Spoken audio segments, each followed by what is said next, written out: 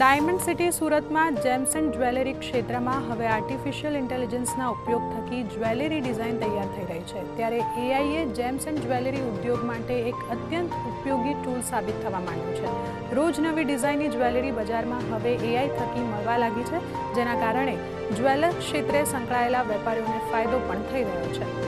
AI છે ને artificial intelligent છેલ્લા 4-5 વર્ષમાં ખૂબ મોટા પ્રમાણમાં એનો બદલાવ અને બહુ બધી ટેકનોલોજીકલ ચેન્જ આવી રહ્યા છે। જે એઆઈ ચેટ જીપીટી જે 3 વર્ષ પહેલાં જે હતું અને આજની પરિસ્થિતિમાં જે અપગ્રેડ જે રીતની પરિસ્થિતિ ચેન્જ થઈ રહી છે અને જે રીતે એઆઈનો લોકો ઉપયોગ કરવા માંડ્યા છે, એના લીધેથી ઇન્ડસ્ટ્રીઝને સપોર્ટિવ ખૂબ થયો છે। આજે એઆઈ વગર જો બિઝનેસની અંદર આપણે એમને એડોપ્ટ નહીં કરીએ તો આપણે બહુ બધા પાછળ રહી જશું। જે ટેકનોલોજીકલ વાત છે કે કોઈ નવા ચેન્જ આવતા હોય તો આપણે એને એઆઈ દરેક ઇન્ડસ્ટ્રીઝ માટે ખૂબ ઉપયોગી છે, જેને મશીન લર્નિંગમાં એનો ઉપયોગ થશે, સોફ્ટ સ્કિલ, હાર્ડ સ્કિલ દરેક માટે એઆઈનો ઉપયોગ થશે।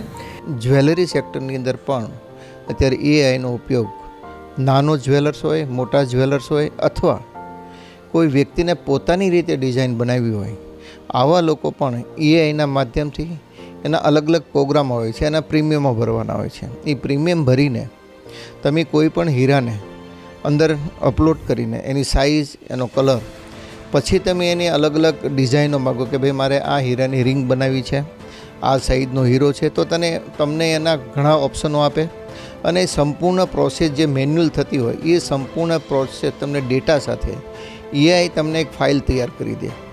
એ ફાઇલના આધાર ઉપર તમે એ ડિઝાઇન જે ફાઇનલ કરી છે એ ડિઝાઇનને તમે મેન્યુફેક્ચરિંગની અંદર મૂકી શકો।